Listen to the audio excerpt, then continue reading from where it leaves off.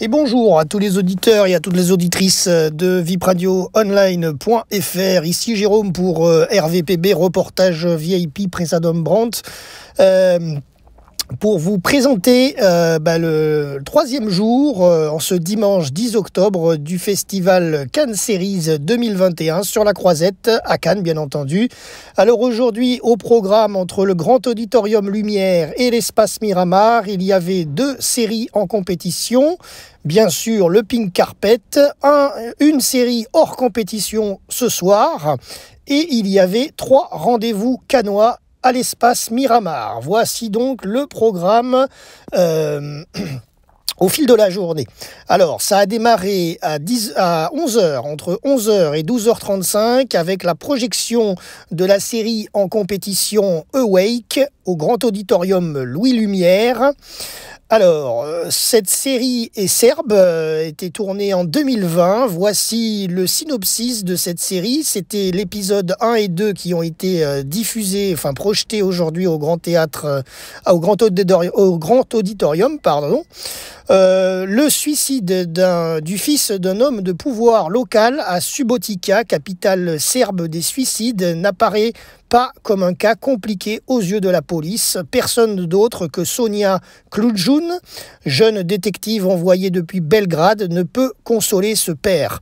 Son séjour à Subotica va bouleverser la vie de Sonja, surtout lorsque elle et sa fille vont faire d'horribles rêves dont certains se réaliseront. En acceptant son étrange don, Sonja va percer à jour la conspiration à l'origine du soi-disant suicide, mais aussi découvrir un secret de son propre passé. Voilà un petit peu l'histoire de cette série saison 1, donc Awake.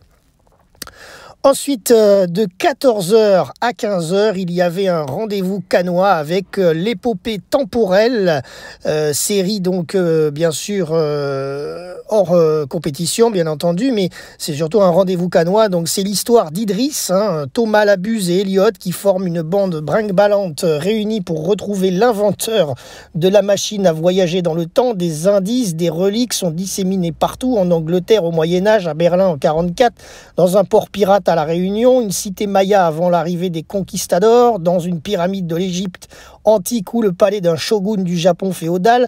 Les personnages se surprennent les uns les autres et surtout créent un groupe d'amis plutôt original. C'est une série Adult Swim de 30 épisodes de 10 minutes en animation 2D. Il y avait donc aujourd'hui de 14 à 15 heures la projection de 3 épisodes en 1 heure, donc suivi d'une discussion en présence de Cyprien Iov, comédien, scénariste et producteur, et François de Scrac, l'auteur. Ensuite, de 15h30 à 16h30, un autre rendez-vous cannois avec Narvalo, saison 2.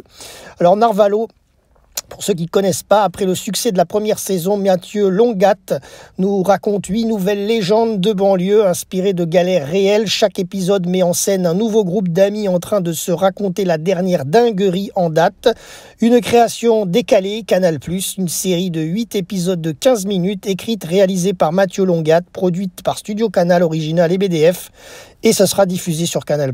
Projection donc aujourd'hui de 15h30 à 16h30, en avant-première des 2 premiers épisodes de cette saison 2, suivi d'une discussion en présence de Mathieu Longat, auteur-réalisateur, et Samir de Casa, comédien, modéré par Adrien Delage. Voilà, concernant cette rencontre cannoise. Ensuite, il y avait un 3e rendez-vous cannois, c'est Orelsan montre jamais ça à personne.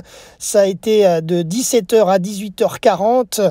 Orelsan montre jamais ça à personne. Ça évoque quoi? L'ascension du rappeur français Orelsan, l'un des plus célèbres et emblématiques de cette génération, retrace toute sa carrière. Cette production originale raconte sans concession le parcours de cet homme qui a rempli les plus grandes salles de concert françaises et dévoile les coulisses de cette montée en puissance pour la toute première fois. Cette série, donc, Orelsan montre jamais ça à personne, propose une immersion inédite et intime dans l'univers et la vie de l'artiste. L'histoire unique d'une route vers le succès marquée des obstacles, des surprises et la difficulté de rester au sommet quand on l'a atteint. On y découvre également les succès et les échecs d'un homme et d'un artiste qui dévoile une facette du rappeur que seuls ses proches connaissent. Clément Cotentin est co-réalisateur aux côtés de Christophe Offenstein, d'ailleurs qui avait fait Les Petits Mouchoirs. Orelsan est produit par Nolita TV et Troisième Œil et sera diffusé dès 2021, donc peut-être d'ici la fin de l'année, sur Prime Video. Donc cette projection de Orelsan a été faite avec les 2 premiers épisodes aujourd'hui, suivi d'une discussion en présence du rappeur Orelsan, Clément Cotentin. Voilà, le réalisateur. Co-réalisateur, pardon. Voilà, ensuite, les 2 autres rendez-vous, enfin, c'est pas des rendez-vous, c'est la série en compétition Dreams of Alice qui a été diffusée, projetée au Grand Auditorium Lumière, je vais y arriver, de 18h à 19h. Donc, voici cette série en compétition. Alors, de quoi ça retourne? Alors, c'est une série russe de 2021, épisode 1 qui a été projeté aujourd'hui.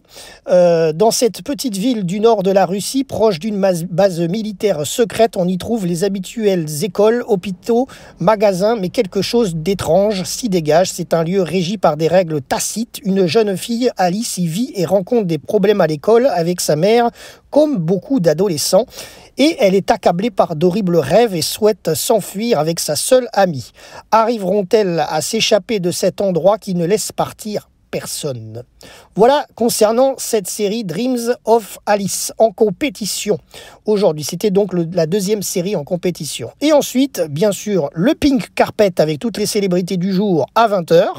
Ça, c'était aujourd'hui au programme, bien entendu. Et il y avait, pour terminer, la série hors compétition au Grand Auditorium Lumière également pour ce soir. De 21h à 22h35, la projection Le Tour du Monde en 80 jours. Alors, de quoi retourne cette série franco-anglaise, France-Royaume-Uni? Elle a été tournée en 2021. Londres, 1872, vous vous doutez bien, vu le titre, c'est quand même en rapport avec le bouquin de Jules Verne. Donc Londres, 1872, Phileas Fogg accepte de relever un pari fou, celui de faire le tour du monde en 80 jours. Ce gentleman habitué au confort résistera-t-il à mener un voyage aussi risqué qu'ambitieux? Fogg est rapidement rejoint par Passepartout, un Français vif et malin qui se met opportunément à son service, et Abigail Fix, une jeune journaliste bien décidée à couvrir l'aventure du siècle. Voilà concernant cette série hors compétition. Ce soir, le tour du monde en 80 jours qui donc est projeté là dans les quelques minutes auquel je vous parle pendant ce podcast radio, puisqu'il n'est pas encore 21h précisément à l'heure où je vous parle. Voilà, c'est tout concernant le débrief de ce dimanche 10 octobre 2021. Merci à tous de nous avoir suivis et à demain pour un prochain débrief RVPB depuis la Croisette à Cannes. Lundi 11 octobre, je vous ferai vivre un jour à Cannes, c'est notre thème, mais je vous ferai vraiment vivre la journée à Cannes puisque je vous ferai une émission radio un peu plus longue que nos chroniques qu'on fait comme aujourd'hui, comme on a fait hier et comme on a fait avant-hier. Je vous donnerai un petit peu plus d'infos croustillantes depuis le Palais des Festivals, depuis le Grand Auditorium et l'espace Miramar. Voilà, c'était Jérôme pour RVPB, vipradioonline.fr.